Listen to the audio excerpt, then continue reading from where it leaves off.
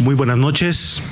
Sean todos ustedes bienvenidos a esta sesión académica del martes 5 de septiembre del año 2023, donde tendremos a bien escuchar la presentación del trabajo de ingreso del licenciado José Antonio Rosales Cortés, titulado Interiores y patios de Guadalajara en relatos del siglo XIX y principios del siglo XX, mismo que responderá nuestra socia, la doctora María Guadalupe Sánchez Robles. Agradecemos a las personas que nos acompañan tanto en nuestra casa sede como en formato virtual y les suplicamos de la manera más atenta poner en silencio sus teléfonos celulares. Cedo a continuación a la licenciada Carla Georgina Chávez Pech, secretaria general, para que lleve la coordinación de esta sesión académica. Gracias. Buenas noches. Dando seguimiento al orden del día, como primer punto se realizó la apertura de la sesión a cargo del maestro Samuel Gómez Luna Cortés, presidente. En el segundo punto, en la presentación del Presidium, contamos con la presencia de la doctora María Guadalupe Sánchez Robles, consocia y quien dará respuesta al trabajo de ingreso. Contamos con la presencia del licenciado José Antonio Rosales Cortés, recipendiario. Y presidiendo esta sesión académica el maestro Samuel Gómez Luna Cortés, así como la de la voz, licenciada Carla Georgina Chávez Pech, secretaria general. En el tercer punto me permito presentarles a nuestro recipendiario. El licenciado José Antonio Rosales Cortés es licenciado en Historia por la Universidad de Guadalajara y se ha especializado con distintos y numerosos diplomados en el ámbito de las artes y de la historia. Es miembro del Centro de Estudios Históricos Fray Antonio Tello desde el 2003, donde ha fungido como presidente y tesorero. Asimismo, fue presidente de la Academia de Estudios Salteños de Guadalajara. En el año 2013, por su labor en el ámbito cultural, fue distinguido con la presea Francisco Ayllón Sester, que otorga el Ayuntamiento de Guadalajara y la Delegación de San Andrés. Ha impartido numerosas conferencias, entre las que destacan el Art Nouveau en las calles de Guadalajara, Guadalajara vista a través de fotografías antiguas y postales coloreadas, jardines y plazas a principios del siglo XX en Guadalajara, la colonia francesa al poniente de Guadalajara en principios del siglo XX, el barrio del Santuario de Guadalupe, entre muchas otras más. Ha colaborado como ponente en distintos eventos académicos y cursos de actualización para guías de turistas e información de los diferentes municipios de la zona metropolitana. Ha participado en el curso Historia del Patrimonio Arquitectónico de Jalisco, organizado por esta benemérita institución, entre muchas otras e interesantes actividades académicas relacionadas con la historia y la cultura de nuestra ciudad. Ahora cedemos el uso de la voz al licenciado José Antonio Rosales Cortés. Adelante, por favor. Buenas noches. Antes de empezar, pues agradezco a todos su presencia por acompañarme en este importante día para mí. El tema que vamos a trabajar el día de hoy es Interiores y patios de Guadalajara en relatos del siglo XIX y principios del siglo XX. A mí me ha llamado la atención desde siempre la historia de Guadalajara y me he hecho un aficionado a todos los cronistas de los diferentes tiempos de la ciudad. En esto yo me di cuenta que no hay un libro que reúna los relatos de las casas. O sea, nos va llegando por tradición oral, pero sí hay muchos autores que han hecho descripciones de lo que vieron y gente que le tocó en ese momento. Entonces yo durante buen rato, pedazo de texto que me encontraba lo iba reservando para ir armando la compilación y antología que, según me dijo la doctora Guadalupe Sánchez Robles, pues reuní todo esto para que lo viera y lo leyera y es muy interesante ver cómo cada quien tiene su visión, ¿verdad? Y lo interesante de este trabajo es que fue gente que o lo oyeron de sus papás o de sus abuelos y va siendo como de generación en generación y va progresando, va caminando la noticia, ¿verdad? Pues como introducción, bueno, en México la historia de los muebles tienen una diferente temporalidad porque pues todo se permanece como en una cápsula hasta el siglo XIX, que es cuando México se consolida como nación. Hay eventos muy importantes, o sea, dejamos de ser un virreinato, empieza a ser una nación independiente y se empieza también a consolidar un estilo distinto en México de muchas cosas. Eso pasa en el siglo XIX a principios del primer tercio. El trabajo lo tengo dividido: primer tercio, segundo tercio y tercer tercio del siglo XIX y primer tercio del siglo XX, porque la idea es pues tratarles de dar una idea de cómo era la habitación o las casas o lo que se usaba en México en general. Hay eventos que sí van a marcar, ¿verdad? Y van a ser importante que se vayan conociendo y vayan teniendo una idea de lo que vamos a trabajar, ¿verdad? Antecedentes, pues aquí ya estamos viendo lo que les acabo de explicar, esta parte de que los muebles pues van variando con la temporalidad. En el primer tercio tenemos descripciones muy interesantes de diferentes autores. Empiezo con Luis Pérez Verdía y ahorita van a ver a los demás autores. Estos antecedentes, pues aquí le pueden ver cómo México va consolidándose como nación, que es parte pues de la introducción y parte de estos antecedentes, y de lo que vamos a ir viendo, cómo la gente va adquiriendo el gusto. O sea, hay unos relatos que se empiezan a subastar mobiliario en Francia y la gente los compra y por azares del destino vienen a dar a América. Por el dinero, me imagino que la gente lo demandaba o lo compraba, porque pues no había tiendas ni había nada. Entonces todo eso va caminando poco a poco, se van moviendo, y ese tipo de piezas por lo general las personas las van heredando. Yo, en mi gusto personal, voy a cumplir 62 años y empecé a los 12 años en el mundo del coleccionismo de muebles y de antigüedades. Tengo 50 años en esto, no como experto, pero como aficionado. Pero se te va haciendo como un ojo más pulido y vas entendiendo lo que van diciéndote los autores, porque aparte los que somos de aquí de la ciudad, oímos a la abuela, a la tía, oye, el mueble austriaco, oye, estas cosas, y te van dando una cultura que va sobresaliendo, ¿verdad? Aquí, por ejemplo, como estos muebles Tonet, marcaron una época en Guadalajara, ahí en el barrio del Santuario. Yo refiero todo al barrio del Santuario porque yo soy originario de allí. En el barrio del Santuario, cuando yo estaba chico, que pues hace 50 años, todas las personas tenían muebles austriacos y no era una clase social todas ricas, o sea, era clase media alta que podían comprarlos, pero había entre los mismos muebles austriacos diferentes modalidades de estilos que eran más caros o menos caros. Las mueblerías los muebles de las casas de mis abuelos, que ambas casas están en el Santuario, eran o americanos, europeos. Era lo que la gente compraba de alguna manera, pues quien tenía ahora sí como que una idea de quererse hacer de cosas que duraran un poco más, ¿verdad? Y pues va evolucionando todo esto parejo con las casas, que es lo que yo voy a trabajar. Y ahorita estoy haciendo una maestría sobre ciencias de la arquitectura en el CUAT de la Universidad de Guadalajara. Entonces todo lo respectivo a casas, interiores y demás, pues nos van aportando datos para las investigaciones, porque es lo que te está haciendo el panorama de lo que van contando estas personalidades, ¿verdad? Primer tercio del siglo XIX, Luis Pérez Verdía, la sencillez provinciana. Aquí él dice algunos labrados hay en las portadas y un Ave María esculpida en la parte superior. Constituían todo el adorno de las fachadas más notables de las calles anchas y bien orientadas, carecían en su mayor parte de empedrados y aún de aceras. Y la regularidad de las altas ventanas de las habitaciones, casi todas desiguales y con rejas de madera, le daban un aspecto triste y desagradable. La plaza principal, rodeada de corpulentos fresnos, toda empedrada y con una gran fuente al centro, las numerosas plazuelas cubiertas de zacate y las calles escuetas imprimían a la ciudad un aire melancólico que revelaba el poco movimiento que en ella había. Pero a pesar de todo esto, él decía que en las casas tapatías todas contaban con un juego de plata. Fíjense qué interesante noticia. Y sí, bueno, en ese tiempo la plata tenía que ver también, bueno, aquí por la abundancia de plata en México, pero la plata también era cuestión de salud. El comer era por los microbios, o sea, las vajillas de plata es lo que obedece. Entonces, van teniendo, y dice aquí de detalles que nombra, dice, por ejemplo, había una mesa redonda con sola, dice, un crucifijo de Guatemala o una purísima de Querétaro.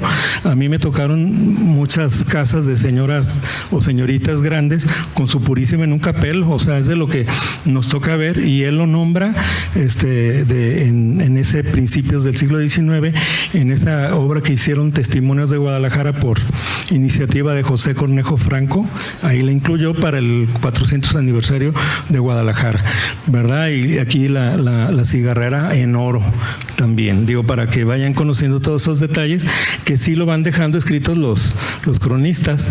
Por ejemplo, la mesa de comedor la describe como un tablón sencillo, sin pintar, ahí lo pone, y esta es una misión en Estados Unidos, pero pues se parece mucho a lo que nos está describiendo Luis Pérez Verdía, y me encantó esa frase que decía, en el interior de las puertas, que representan grandes dimensiones, el ojo de la prudencia con motes muy legibles, por ejemplo, en un ropero, Dios me ve.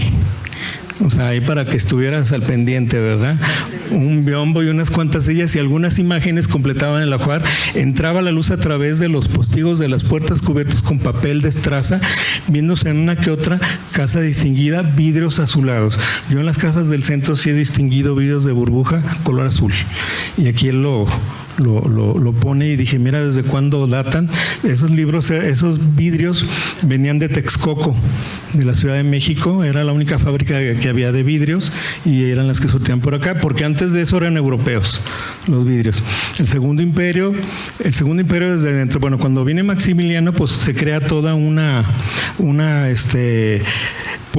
en cuanto a las modas, a los estilos, a todo eso, va variando, y es José Luis Blasio, quien es este hombre, su secretario, el que nos describe este tipo de casa, ¿verdad? Nos encontramos en el secular edificio que por tantos años habitaron los virreyes y que tiene exteriormente más bien el aspecto de un inmenso cuartel que de palacio de gobierno. En la época que me refiero, llamábase pomposamente Palacio Imperial de México. Maximiliano hizo que se transformara casi radicalmente en su interior. El ala derecha del edificio, es decir, desde la puerta principal hasta el baluarte del norte, se encontraba en la actualidad ocupado por oficinas que pertenecen en su totalidad a la Secretaría de Hacienda. Pero el ala izquierda, es decir, desde la misma puerta principal hasta el baluarte del sur, sufrió grandes modificaciones en la época del Imperio.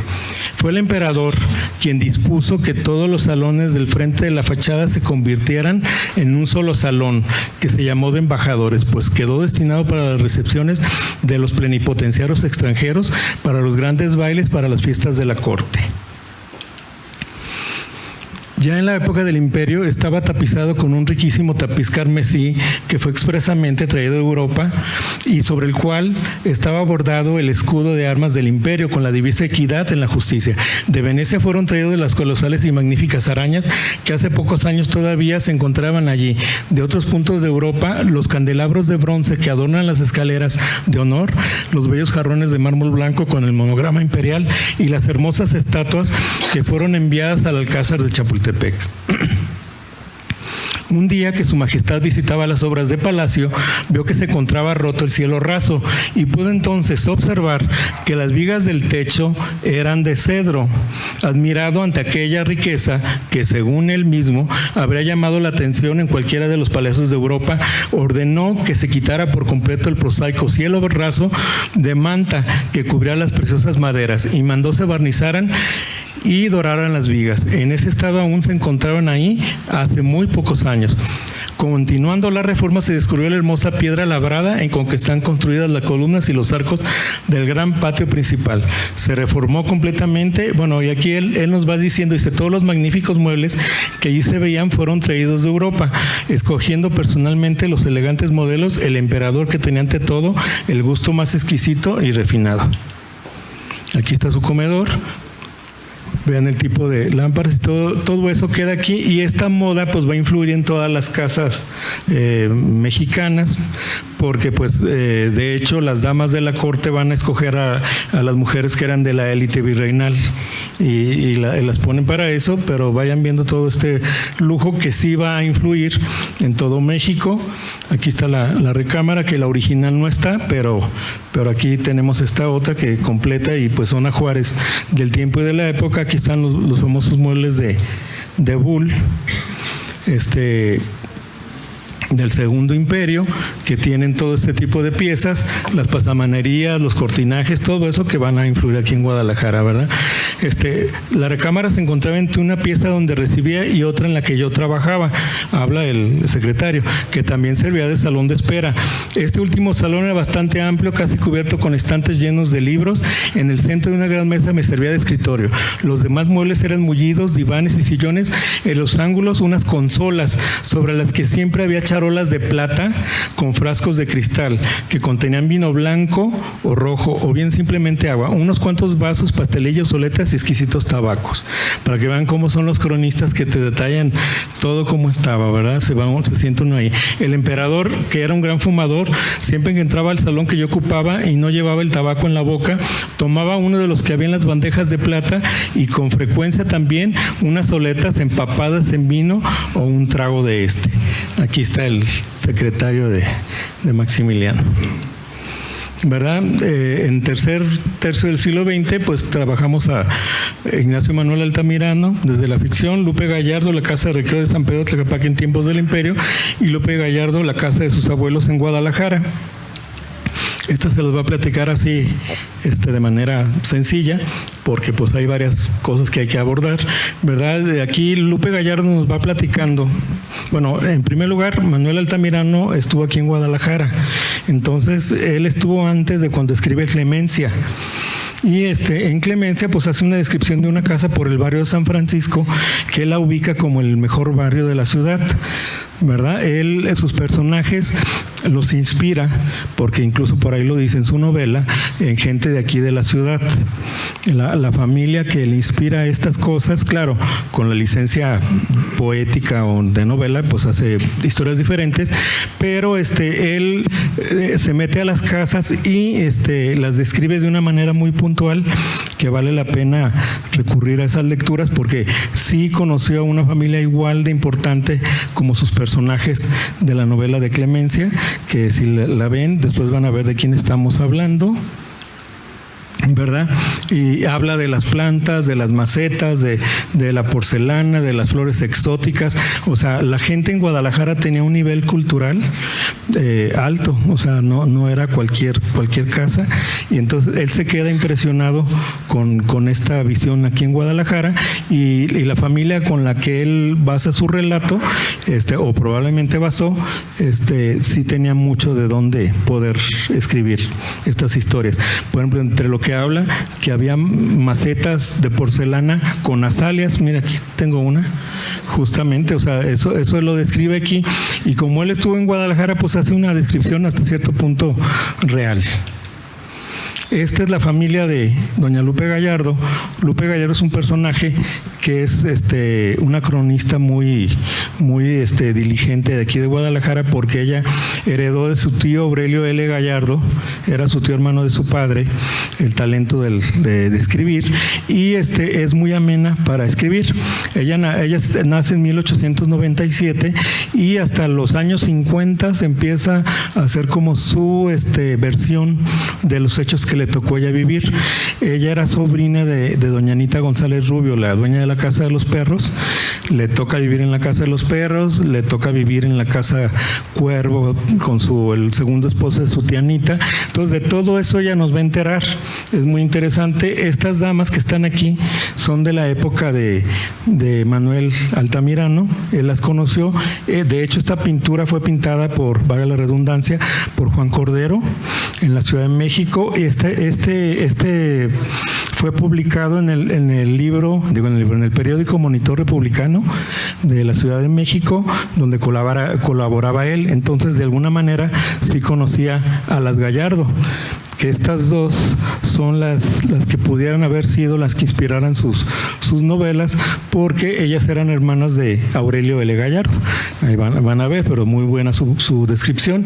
Esta casa afortunadamente todavía existe en Tlaquepaque, es la que está pegada al mercado, a la Presidencia, contra esquina del Parián. Ahí está todavía la casa. Esa casa debería de ser rescatada por haber estado ahí estos personajes tan ilustres de la ciudad, y también por haber inspirado de alguna manera a Clemencia, porque como estaba la casa es como describe Manuel Altamirano la novela. Entonces vale la pena eso, ¿verdad? Ya aquí le tiene fuentes y todavía conserva una herrería que divide los dos patios, y todo eso lo describe. Tiene todavía las herrerías que dicen LG, Luciano Gallardo, que era el abuelo de Lupe. Ahí platica ella del estilo imperio en Tlaquepaque. Bueno, Tlaquepaque es Guadalajara, y es la zona conurbada, y platica pues de las mesas con capelos, con relojes, platica de la cerámica de Sebres, de las porcelanas de Meissen, de lo que ellas tenían en sus muebles. Todo esto que puse yo aquí, de los capelos con flores de lienzo, también es muy del siglo XIX, ella los apunta, y también están descritos en las crónicas de Fray Luis del Refugio Palacio, para que vean cómo se armaban las decoraciones y cómo las personas iban evolucionando con los estilos. Eso es lo importante que hay que valorar en estos escritos, ¿verdad? Habla de jarrones, de plantas, de lo que se usaba. A final del día muchas descripciones coinciden con el tipo de planta, porque son las plantas de Guadalajara, pero es interesante ponerse a hacer un libro sobre ese tipo de cosas para hacer toda esta antología. Ellos, la familia Gallardo en Guadalajara, vivía en lo que está ahorita la farmacia Guadalajara, en Pedrolosa e Hidalgo.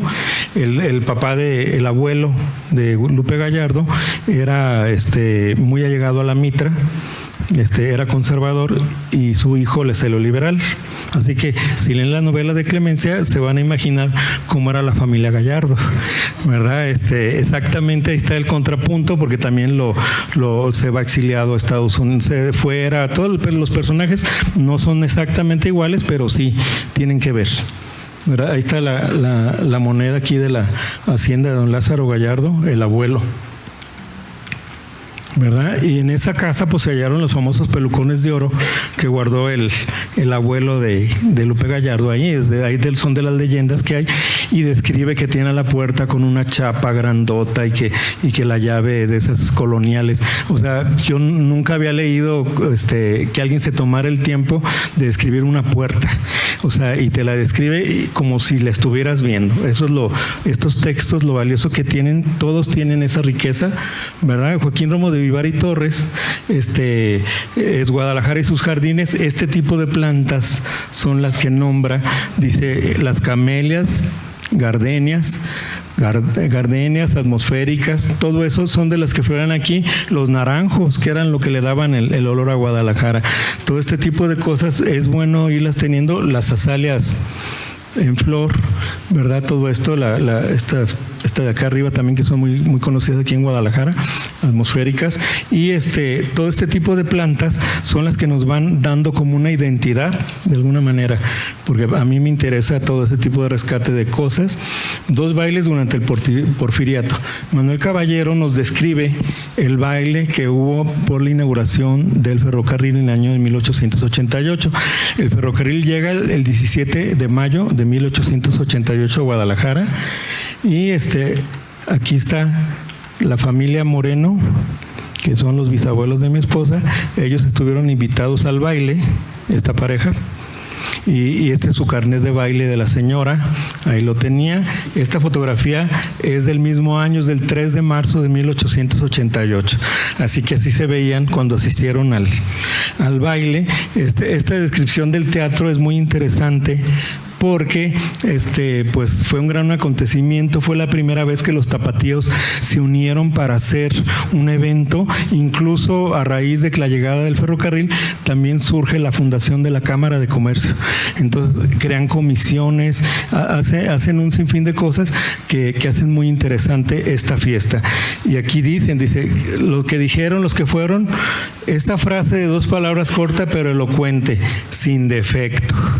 O sea, que estuvo el baile, para que en Guadalajara te digan que está sin defecto, de veras fue una cosa grandiosa, ¿verdad? Para que la gente lo diga.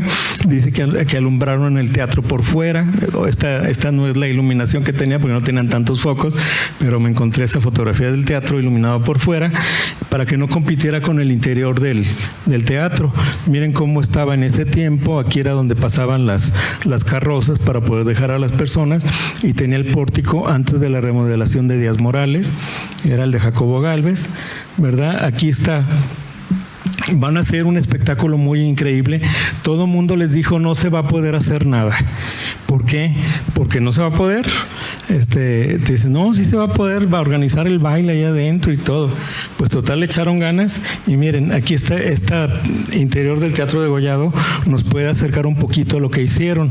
Aquí, si se fijan, está crecida esta parte sobre las butacas hicieron una tarima hasta acá y pusieron al fondo una cascada con plantas y agua corriente y musgos y jardincitos y estuvo la cantina y estuvo, o sea, muy bonito, que la gente quedó fascinada. Pusieron una cosa así, no es esta, ¿verdad? Pero fue como una fuente con muchas flores, porque así la describen, y vale la pena leer a Manuel Caballero con esta descripción de las fiestas inaugurales del ferrocarril. De hecho, 8 años después van a hacer un bailazo para don Porfirio, que también asiste toda la gente y es el mismo tipo de gente. En estos eventos había tocadores para las damas, había cantina para los caballeros, para que se sentaran un ratito, descansaran, no era nomás así. Y pues aquí está un tocador de esos del tiempo, ¿verdad? Concha Bernardelli nos platica el baile de don Porfirio, de ese baile que les estoy diciendo. Jorge Delorme Campos, él es la versión oficial larguísima que está en la Cámara de Comercio, porque es la primera publicación de la Gaceta Mercantil. Isca Farías lo recuerda 43 años después, entonces te van dando las diferentes informaciones de lo que va haciendo, ¿verdad? Aquí está era de José Pérez Verdía, mira. ¿Cómo se llama? Programa, la Gaceta Mercantil, ¿verdad? Y aquí está, la fiesta va a ser en el edificio de la antigua universidad, donde está ahorita el edificio que se llama Lutecia, que está Coppel, ¿verdad? Ahí es donde está. Platicaron que esta es la calle de Juárez, alfombraron, por aquí es la entrada, a ver, te le veo, acá está la entrada, esta es la calle de Juárez. Esta es la calle de Juárez, esta es la entrada, aquí está la plazuela de la universidad, y tenían abajo del baile, todo esto lo adornan, lo cargan de muchos cortinajes y de mucha cosa. Se le encargan a Ernesto Paulsen, el dueño de la ferretería La Palma, que todo el mundo dice que quedó muy abigarrado, porque pusieron muchos peluches, pusieron muchas cuestiones de muchos espejos dorados, muchas esculturas que a Isca no le parecieron. Ahorita van a ver cuáles va a ser las que dice. Ahí está otra vez el plano. Y don Jorge Delorme Campos hace una descripción completa de todo lo que hubo, y un señor Amérigo es el encargado del diseño de interiores, y que con tal perfección que todo lo que encargó quedó a la primera. O sea, que fue sorprendente en ese momento todo ese magno evento, como lo organizan, ¿verdad? Concha Bernardelli pues tenía ganas, era una chica joven que quería ver a su novio. Su novio era Félix Bernardelli. Ya después se casa con él y se convierte en Concha Bernardelli. Entonces ella pues quiere ir para verlo. Sus papás no van a ir, pero la dejan ir con los Hering, que eran amigos de su familia, y sí le dan el permiso. Y pues mira, ahí va don Félix Bernardelli en el jardín de ahí de la universidad, recorriéndolo para ver a la amada. Ella platica muy contenta, ya no le da la importancia a nada, el todo se le hace bonito, pues estás en la edad de las ilusiones. Y estos relatos salieron de su diario personal de Concha Bernardelli, ¿verdad? Platica lo que había de cuadros y se llama de Espinas y Flores, su diario íntimo. Platica el tipo de cuadros que había, que a ella sí le gustaron, a los señores grandes no tanto, se le hicieron como ridículos, que estaba adornada con paneles con flores decoradas también, y pues llena de cortinajes. Aquí está la invitación del baile en obsequio de don Porfirio. Fue en tiempos del gobernador Carmen Curiel, ¿verdad? Este tipo de lámparas es de las que habla Isca, que a él no le gustaban. Dice, grandes colecciones de lámparas con de pésimo gusto. Dice, pues a nosotros nos encantan ahorita, pero en ese momento, para que vean cómo van cambiando las concepciones del tiempo y de las cosas, estaba lleno de esto, había muchas consolas doradas, había mucho peluche, muchos drapeados, muy bonito que arreglaron el concierto, el baile, que por cierto el comedor era en la planta alta y en la planta baja era donde se hacía el baile, y tenían salón fumador como en el Teatro de Gollado, tenían estancia para las señoras, salón tocador con tocadores para que se arreglaran, y Ixca pues platica todo de una manera muy práctica. Por eso me gustó su relato, porque de hay 4 relatos. Hay uno de Leopoldo Orendain, hay otro de Jorge de Lormi Campos, el de Concha Bernardelli, y cada uno ve cosas diferentes. Por eso vale la pena, para entender el contexto de cuando se hacen las cosas, tener todas las posibles opciones. Me dije, el cortinaje les puse, que fue de lo que no les gustó, que eran como de felpa, como de peluche, como de todo eso, ¿verdad? Fueron cosas así.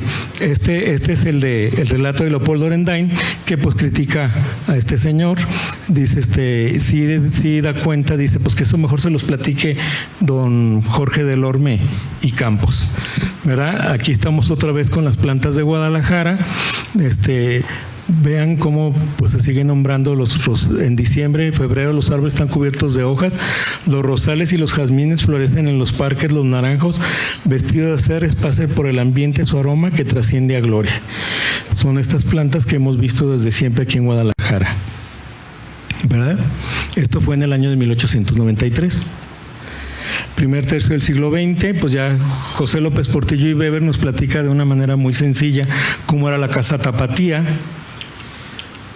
¿verdad? La casa Tapatía es la que sigue siendo la familia López Portillo, ahí en la esquina del Liceo y San Felipe, y pues le hicieron varias reformas, pero él dice, las casas de Guadalajara abres una puerta y se ven todos los cuartos, y eso es cierto, porque todos los cuartos se comunicaban. Habla sobre el ladrillo de Perón, que así se le dice en Guadalajara, el ladrillo rojo, que ahorita le decimos de azotea, de barro, era el que se usaba en todas las casas, tanto adineradas como populares, porque eran las casas muy frescas, porque respiraba el piso, el mosaico es cerrado, ya no respira, de ahí vienen tantas humedades en las paredes, porque no hay la respiración que tenían con los pisos de barro. Y él era muy orgulloso de su piso de barro, era una profusión tal de macetas, y platica que también tenían personas dedicadas a cuidar las macetas, dedicadas a cuidar los pájaros. Son muy interesantes. Al oír estos relatos, haz de cuenta que se mete uno a la ¿cómo se llama? A la casa, porque te describe la felpa de la lama que tienen los ladrillos en el piso, ¿verdad? Y aquí hay una recreación. Van a ver una casa del 900, ahí está con su mantón de manil el piano, su Virgen de Guadalupe, que ahora que estoy en el archivo histórico de la arquidiócesis ya supe de dónde viene esa tradición. Viene de principios del siglo XX, que decidieron entronizar a la Virgen de Guadalupe y al Sagrado Corazón por órdenes del Papa, para que todas las casas lo tuvieran, y ahí en el santuario toda la gente tenía su Sagrado Corazón y su Virgen de Guadalupe, ¿verdad? Luego pues los instrumentos arriba de esta descripción corresponde a Francisco Camarena. Los instrumentos, las mandolinas, los jarrones, los esquineros, las esferas también llegaron, el reloj alemán que no falte, y los cuadros de familia. Eso era lo que había en las casas, ¿verdad? Y así van siguiendo los Enrique Francisco Camarena es el que hace esta descripción. Todos esos muebles los nombra, y también nombran los muebles austriacos, ¿verdad? Miren, ahí están las mecedoras, que cuántas no vimos de estas, la mesa al centro, con su espejo, porque no podían faltar los espejos. Yo me acuerdo que era un orgullo tener un espejo dorado. Toda la gente tenía que tener uno. Así era como de estatus. Las rinconeras, ahí está el Sagrado Corazón, acá está la Purísima. El adorno ese para tenerlo de las cosas que traían de Europa, esos eran fruteros floreros, porque puedes ponerle frutas y flores, ¿verdad? Y estas manitas de ¿cómo se llama? De biscuit. Mira, ahí están las gallinitas de cristal, también muy de la época, era de lo que adornaban las casas. También Ixca platica de una casa en Tlaquepaque que pasaba él y veía un farol con una mesa con nardos. Yo me acuerdo de los nardos también, y ahorita es una planta que casi no se regala o no se usa, pero sí se usaban en las casas mucho, ¿verdad? Él nombra eso de una casa en Tlaquepaque que pasaba y la veía y se fijaba en los objetos. Ahora, en la casa de la abuelita de Lupe Gallardo, platica ahí por la calle de Escobedo, que tenía su abuelita su cuarto de costura, y en esa había una caja de alcanfor. Esas cajas de alcanfor, para los que no saben, vinieron con la nao de China. El último viaje fue en 1815 y el primero en 1765. Entonces duraron 250 años trayendo cosas, y estas cajas son filipinas, no son chinas ni son nada, son filipinas, que era donde traían las mercancías, eran las cajas de embalaje, y esa madera de alcanfor no se picaba, por eso eran muy apreciadas, y ahí Lupe Gallardo nombra que había una caja de alcanfor en su casa, ¿verdad? También hablan, ahí en el santuario cuando yo era chico también había muchas casas de señoritas que tenían colección de todas las variables posibles de azaleas. Pues aquí habla de la casa de Catalina Leñero, llena de azaleas, y si era una costumbre muy tapatía. Este es Lupe Gallardo, miren, y aquí platica de la casa de los perros. Esa no se les va a platicar porque es más conocida. Platica que la parte de arriba era un salón de fiestas, que su tía le pide a su esposo, don Jesús Flores, que se lo haga, y ahí describe cómo era el salón de fiestas, que tenían una pecera, que tenía pájaros, que tenían una persona exclusivamente dedicada a atender a las plantas y a los pájaros, ¿verdad? Aquí está ella en su casa, ahí es la primera recámara que se ve. Ahí está lo que queda ahorita, era lo que era la recámara. Desapareció, yo creo que la sala con la apertura de la calle. Mira, mire, aquí está la vista del salón de fiestas al templo de San José. Mira, aquí están ellas, mire, los espejos. Yo me acuerdo por ahí una amiga de mi hermana, decían que tenían un espejo de la casa de los perros, como una cosa de mucho prestigio, ¿verdad? Estos muebles son de Vicker, son de origen americano. Allá los hacían, son muebles amarillos de color, tejidos, y miren el piso es barro de Tlaquepaque. Aquí está otra con sus sillas y sus decorados. La lámpara como la que vieron ahorita que puse para lo de Ixca, ahí está, en la casa de los perros, ¿verdad? Lupe Gallardo va platicando, ahora va a platicar de la casa que compraron sus tíos Cuervo en ¿cómo se llama? En San Francisco, porque se cambian a Miguel Blanco y Colón, don José Cuervo, se mudan ahí en 1903, y nos platica que su tía tenía una virgen con un marco con rosas. Pues ahí está la virgen con marco con rosas, con sus lámparas, tenían su oratorio. Ahí está el mantel de sus jarrones dorados italianos, y pues las velas para que esté la Virgen acompañada, ¿verdad? Ese era parte del menaje de casa, que cuando fue la cristiada, platica Lupe Gallardo que eso lo regaló al templo de San Francisco, y ándale que se quemó el templo, pues se quemaron las cosas en 1936. La casa Cuervo fue muy famosa con doña Anita González Rubio, su esposo, porque se las decoraron de la casa Pelandini, un mueblero europeo, era alemán, de apellido vivía él en San Luis Potosí, pero él se encargaba de todo este tipo de decorados en la casa Pelandini. Y esta fotografía salió en El Mundo Ilustrado, o sea, fue una noticia a nivel internacional en interiorismo esta casa, ¿verdad? Todos los muebles que tenía y todo. O sea, doña Anita González Rubio todavía le echó más ganas a esta otra casa. En el primer tercio seguimos platicando. Aquí sigue ya don Aurelio Hermosillo, platica su casa en el barrio San Francisco, que es esta. Dice que sus papás compran un palacio en Europa y con eso la van a decorar. Grimini se apellidaban esta casa se la va a hacer Ángel Corsi, un arquitecto italiano nacionalizado norteamericano que vino a vivir a México. Ellos lo traen y él es el que les diseña esta casa y la Villa Monte Carlo. Ahí están ellos en su casa. Dice, a partir del año de 1913, en que regresamos de una larga estancia en Europa, la casa guardó cantidad de magníficos muebles, porcelanas, estatuas de mármol, 2 grandes leones del mismo material y 2 bronces que mis padres trajeron del Palacio de los Duques de Grimani en Venecia. Ahí están son la Suisse Bernini, ahí están los leones, ¿verdad? Ahora vamos con doña Amparo Gallardo, que ella vive en la colonia francesa, pero pues le quita mucho el oro a la colonia francesa porque ella pues le toca vivir la realidad. Ellas viven en el santuario. Su abuelo era un personaje muy importante, don Abraham Gallardo, dueño de una de las esquinas de Vallarta y Chapultepec. Ahí vivía don Abraham Gallardo, y también don Abraham Gallardo, otra de sus casas fue el colegio Aquiles Cerdán, abuelo de ella. Entonces platica pues que ahí la colonia tuvo altas y bajas, que se podían conseguir casas de renta barata en la colonia americana. Para los que creen que las colonias eran lo más maravilloso, pues no. Ella habla de la realidad, que se avienta en una época dura, que las casas no eran caras. Por ahí platica que las rentas eran baratas y que tú podías escoger la que tú quisieras en la época, obviamente pasando la revolución. Mira, ahí están, mira los muebles que tenía, este tipo de mobiliario, lo que había en la colonia francesa, la Reforma y todas ellas. Y platica de estas sillas de pera y manzana. Son americanas estas sillas, norteamericanas, porque los norteamericanos tuvieron en Nueva York un ingreso, eran, por decir algo, 7,000 habitantes, 4,000 eran ebanistas alemanes.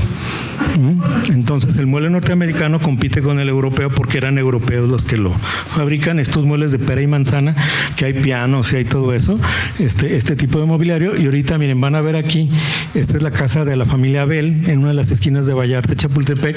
Este aparador se parece a este que enseño ahorita, es de ese estilo. Ahí lo tienen y ahí está la casa. Ya empiezan las nuevas modas y esta era la casa que estaba ahí. Esta casa de Hidalgo es por la calle de Hidalgo. Este señor Guillermo González las describe también. Está interesante su relato porque habla muy puntual de ellas. Y esta casa, afortunadamente, bueno, para los que no somos dueños de estas cosas, la vendían y publicaron todos los interiores porque la vendían amueblada. Y ahorita la van a ver, miren, ahí está vista del zaguán para allá, para el comedor. Miren qué bonita estaba decorada. Todo la vendían con todo su mobiliario completo y nos podemos dar una idea de cómo eran esas casas en esa época. Así lo apunta don Guillermo González, en la Guadalajara que yo viví. Miren cómo está esto, qué bonitas casas, ¿verdad? Sotheby's publicó esto. Quién sabe quién la compró, ¿verdad? Del primer tercio del siglo XX, Concha Remus Madrid nos platica de la casa de Fanny Bernardelli, porque ella era también de esa familia. Aquí describe algo de eso, que era casa de 2 pisos, y ya después vamos a oír un comentario acerca de esta casa. Esta casa estaba pegada donde estaba la copa de leche, por ahí, por la calle de Juárez. Era muy bonita y es una descripción muy, muy completa de la casa y platica cómo cuidaban las cosas.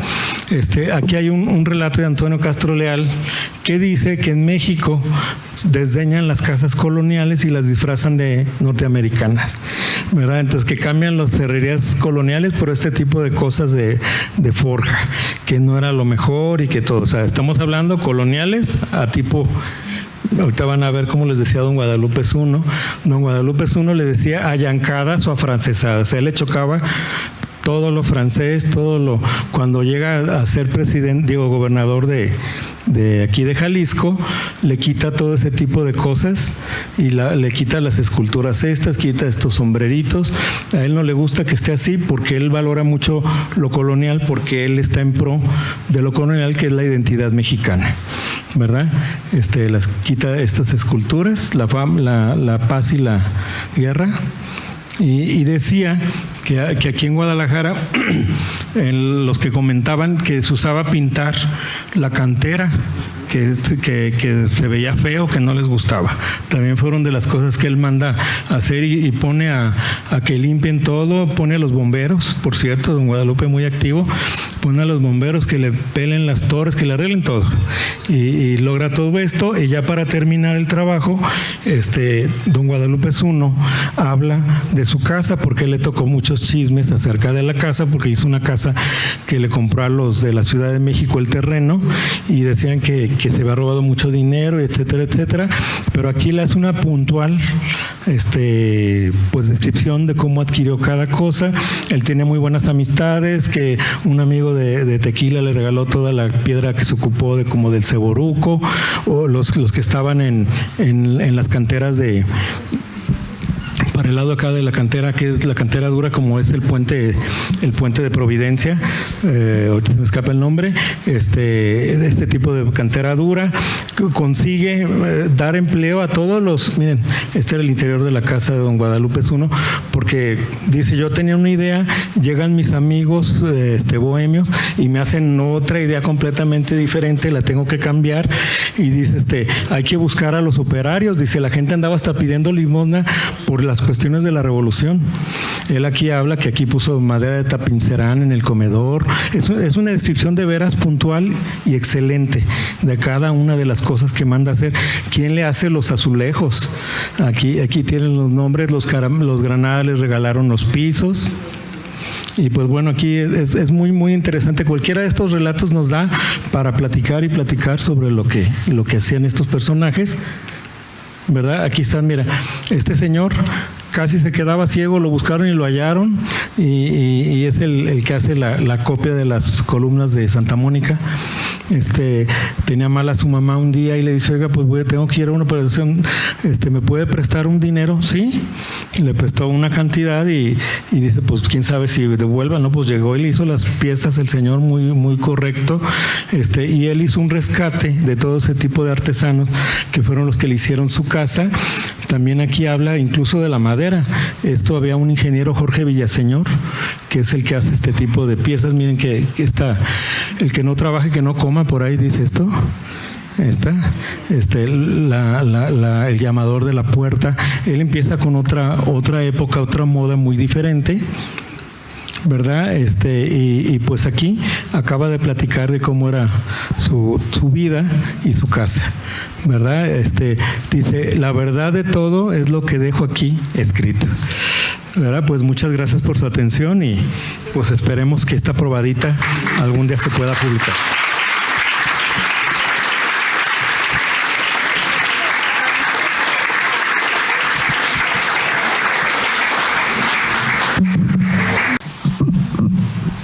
A continuación, la doctora... ¿Aprendido? A continuación, la doctora María Guadalupe Sánchez Robles dará respuesta al trabajo de ingreso. Adelante, por favor. Muchas gracias. Hemos visto interiores y patios de Guadalajara en relatos del siglo XIX y principios del siglo XX. Sin lugar a dudas, este trabajo de ingreso a nuestra benemérita Sociedad de Geografía y Estadística del Estado de Jalisco confirma que José Antonio Rosales Cortés es uno de los más destacados historiadores de la vida cotidiana de Guadalajara. En cerca de 75 páginas ofrece una antología comentada sobre el testimonios de 21 cronistas, ellas y ellos, literatos e historiadores de más de una centuria sobre el modo de vida de la sociedad tapatía. Documenta cuidadosamente cada fragmento elegido sobre ese patrimonio intangible al que ha dedicado tantos años de investigación. El ser tapatío en la cultura y las artes, en esta ocasión reflejado en los espacios domésticos. Los testimonios que rescata el historiador son contextualizados con algunos ejemplos de la Ciudad de México, como el de la decoración de los aposentos de sus majestades en el castillo de Chapultepec durante el imperio de Maximiliano, y con la comparación de distintas crónicas sobre la espléndida ambientación de dos bailes organizados en nuestra ciudad a fines del siglo XIX. Uno en el Teatro Degollado en 1888 para celebrar la llegada del ferrocarril a estas tierras y otro en la Escuela de Jurisprudencia en 1896 para agradecer su visita a don Porfirio Díaz. La selección inicia con un texto de don Luis Pérez Verdía sobre la sencillez provinciana de la Guadalajara del primer tercio del siglo XIX y termina con las memorias de José Guadalupe Zuno sobre su casa de la colonia Reforma en el primer tercio del siglo XX. Entre las autoras se encuentran Lupe Gallardo, Amparo Gallardo, Paula Kolonitz, Concha Bernardelli y Concepción Remus Madrid. Y como autores, Luis Pérez Verdía, José López Portillo y Weber, Ignacio Manuel Altamirano, Enrique Francisco Camarena, Joaquín Romo de Vivar y Torres, Manuel Caballero, Jorge Delorme y Campos, Leopoldo Orendain, Manuel Romero de Terreros, José Luis Blasio, Wilhelm Nechtel, Juan X. Cajvarías, Aurelio González Hermosillo Brizuela, Guillermo González, Antonio Castro Leal y José Guadalupe Zuno, todos cronistas relevantes para la historia de Guadalajara y, por tanto, de Jalisco. Explica Rosales Cortés en la introducción a su magnífico estudio que si bien el principal interés es, cito, entender la forma en que llegaban las tendencias decorativas a Guadalajara y se iban difundiendo, hay autores que incluyen descripciones tan detalladas que tratan sobre las plantas que adornaban los espacios como patios y corredores en distintas temporalidades y hasta los alimentos que se iban poniendo de moda en la ciudad. Fin de cita. Y precisamente sobre los patios y corredores que vimos con tanta agilidad, me permito leer a ustedes 4 fragmentos de la época de Entre Siglos. Del tercer tercio del siglo XIX, de Ignacio Manuel Altamirano, que pone como subtítulo el autor, nuestro autor, José Antonio, Guadalajara desde la ficción, y en esto quiero enfatizar, de su célebre novela Clemencia de 1869, y dice, cito, trasladémonos de noche a una casa aristocrática de Guadalajara, situada en la calle más lujosa y más céntrica de aquella ciudad, la calle de San Francisco. En esta calle viven las familias más opulentas, los que reinan por su lujo y por su gusto. Atravesaremos la gran puerta de una casa vasta y elegante, en cuyo patio, enlosado con grandes y bruñidas piedras, se ostentan en enormes cajas de madera pintada y en grandes jarrones de porcelana, gallardos bananos, frescos y coposos naranjos y limoneros verdes cargados de frutos. Una fuente graciosa de mármol, decorada con una estatua, se levanta en medio y, alzándose apenas 2 pies del suelo, salpica con sus húmedas lluvias una espesa guirnalda de violetas y de verbenas que se extienden derredor de la piedra blanca, perfumando el ambiente. Aquello no es un jardín, pero es bastante para darle al patio un aspecto risueño y elegante. Se sube al piso superior por una escalera ancha con una balaustrada moderna y cuyos remates y pasamanos de bronce son de un gusto irreprochable. 4 corredores anchos y también cubiertos con tersas losas de un color ligeramente rojo se presentan a la vista al acabar de subir la escalera y forman un cuadro perfecto en el piso principal. Y en los barandales de hierro, al pie de ellos, se encuentran 2 hileras de macetas de porcelana llenas de plantas exquisitas, camelias bellísimas, rosales, mosquetas, heliotropos, malvarrosas, tulipanes y otras flores tan gratas a la vista como al olfato. Y jaulas con censontles, con jilgueros, con clarines, con canarios, entre las cortinas que forman la flor de la cera y lipome azul, y hermosos tibores del Japón conteniendo alguna planta más exquisita todavía, y peceras de cristal, y surtidores de alabastro, y pequeñas estatuas de bronce representando personajes mitológicos, y grandes grupos en bajorrelieve en las paredes. Todo esto aparece a la luz del gas encerrado en fuentes de cristal en aquella casa, revelando tanto la opulencia como el gusto. Los corredores son jardines en miniatura. Uno de aquellos corredores conduce al salón, al que se entra después de atravesar una amplia y magnífica antesala amueblada lujosamente. El salón es una pieza en que se respira desde luego ese perfume que no da el dinero, sino el buen gusto, es decir, el talento. Fin de la cita de Altamirano. Después, Lupe Gallardo escribe sobre la casa, en la misma época, la casa de recreo en San Pedro Tlaquepaque en tiempos del Segundo Imperio.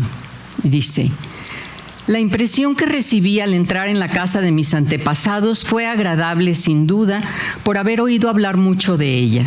Resbalaba airosamente el agua por los amplios tazones de mármol blanco de la fuente. Junto estaba el jazmín de España aferrado a la reja que dividía en forma definitiva el jardín del huerto. Frente al zaguán se alargaba un corredor animado por la grana de las azáleas y las camelias en floración. No faltaban los geranios y otras plantas de olor, porque en el aire nadaban perfumes. De la viguería de madera, sostenidas por cadenas, colgaban bellas farolas. Seguimos recorriendo el bello salón, Segundo Imperio francés, con grandes consolas sosteniendo los vasos de cebres, con los coquetísimos buqués de flores de lienzo bajo los altos capelos, en los ángulos de las rinconeras con las elegantes estatuas de porcelana, y en la mesa central un reloj, bajo el obligado encierro de cristal, marcaba la hora con una campanita tan fina que casi se perdía en la honda estancia. Después, en el primer tercio del siglo XX, José López Portillo describe esta casa de Guadalajara, la que fue su casa, en el año de 1900. Cito: la profusión de macetas formaba en el patio una verdadera selva, bajo cuya húmeda sombra las losas y ladrillos del pavimento se recubrían de verde y felpuda lama. La tarea de atender las macetas del patio y de cuidar los pájaros era ímproba y requería muchas horas, pero el resultado compensaba con creces el esfuerzo. Los corredores estaban adornados con más macetas en que crecían plantas de sombra con hojas lustrosas de verdes sombríos. Corredores, patio y zaguán formaban la parte destinada a la vida comunicativa en la casa. Aunque eso de creer que solo parte de la casa estaba a la expectación era ingenuidad, pues con el sistema de ventanas abiertas predominante en Guadalajara, lo que en realidad no existía era la vida privada, pues la vista llegaba desde la calle sin obstáculo alguno a través de puertas que se sucedían centradas en línea recta con las ventanas hasta el último rincón. Los transeúntes podían así disfrutar de los alegres interiores de las casas y de los reflejos relucientes de los ladrillos del piso, que podían ser del uniforme y oscuro color de sangre o del fondo anaranjado cubierto de vetas caprichosas de rojo pálido. Estos ladrillos, cuidadosamente lavados por la mañana y esmerada y constantemente pulidos con el trapeador durante todas las horas de luz, eran uno de los orgullos de Guadalajara. Fin de cita. Por último, otra descripción de Lupe Gallardo de la casa de Avenida Juárez. Quien pasara por la calle, Juárez número 211, estando abierto el gran portón de la casa de doña Catalina Leñero de Moreno, podía admirar el cancel de hierro delicadamente forjado, con filigranas como esas que ponen los artistas españoles en el carey de los peinetones. Y tras esas rejas contemplaría todos los colores del arco iris que habían volcado sus variados matices en profusión de locura, como si se estuviera frente a robadores óleos y embriagadoras acuarelas. Sus pinceladas de gran fuerza y sus torbellinos de color cautivaban la atención de todos los que pasaran por el zaguán abierto de par en par de aquella Casa de las Azáleas. La floración era un estallido de todos los colores. Eran llamas de rojo vermellón, destellos morados junto a los vivos tonos carmín que del rojo intenso descendían al tenue rosa, flores blancas color violeta, pasando por una exquisita variedad de tonalidades. Aquellos incontables macetones arrobaban y retenían las miradas asombradas de los transeúntes. Este vergel andaluz era en realidad el espejo de la dueña que habitaba en esa casa. Fin de cita. Como ustedes han escuchado, las semejanzas textuales corroboran la veracidad de los contenidos. Hemos visto el modelo del maestro Altamirano desde la ficción, nos dice nuestro historiador, y va a confrontarlo con los testimonios visuales de quienes conocieron las casas. Y entonces se da cuenta, pues, de esa veracidad. Las diferencias enriquecen el estilo literario de los autores para nuestro deleite, y así hace con cada una de las cuestiones, de los temas, de los asuntos que escoge para esta antología. Por tan cuidadosa selección de textos y su armoniosa organización, considero que el trabajo Interiores y Patios de Guadalajara en relatos del siglo XIX y principios del XX, que he tenido el privilegio de disfrutar, merece una publicación ilustrada con las mejores imágenes que vimos en la presentación, como una importante contribución al rescate del paisaje urbano tapatío, que el historiador José Antonio Rosales Cortés ha convertido no solo en su objeto de estudio más preciado, sino en una auténtica pasión vital. Enhorabuena, muchas felicidades y muchas gracias a ustedes por su atención.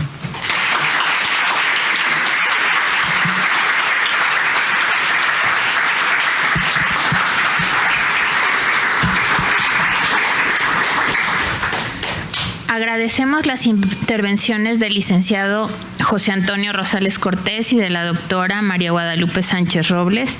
También agradecemos la presencia de la licenciada María del Pilar Sánchez Alfaro, del licenciado Miguel Claudio Jiménez Vizcarra, del doctor Julio Alejandro Santillán Becerra, expresidentes, así como del doctor Carlos Fregoso Genis, vicepresidente. Agradecemos también a los directivos, socios e invitados presentes en la casa sede y a través de nuestros medios digitales. En este momento cedo el uso de la voz a nuestro presidente para que haga la toma de protesta al licenciado José Antonio Rosales Cortés, por lo cual solicito, licenciado, si pudiera usted pasar aquí al frente, por favor.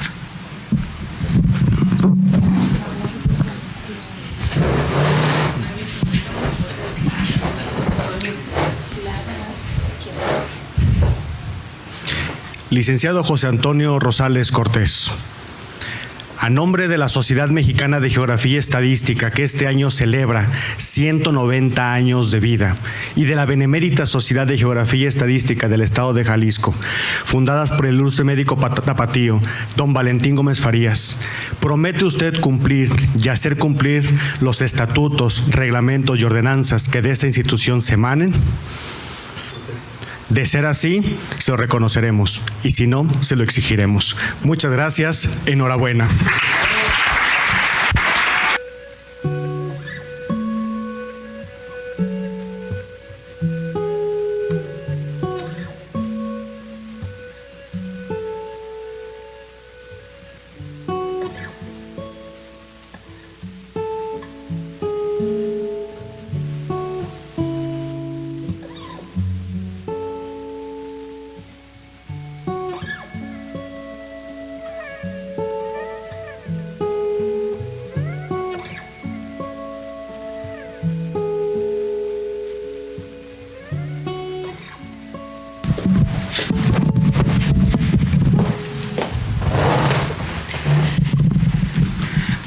Me permito dar los siguientes avisos. El martes 12 de septiembre a las 20 horas se hará la presentación del trabajo de ingreso La arquitectura religiosa de Pedro Castellanos y el desarrollo de la modernidad en Guadalajara, a cargo del maestro José Daniel López Hernández.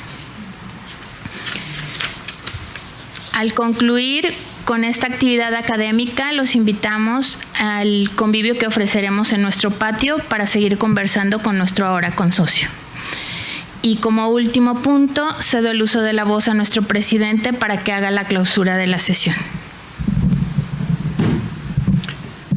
Agradecemos a las personas que nos acompañan el día de hoy para haber dado testimonio de este ingreso y siendo el martes 5 de septiembre del año 2023, damos por clausurados los trabajos de este ingreso.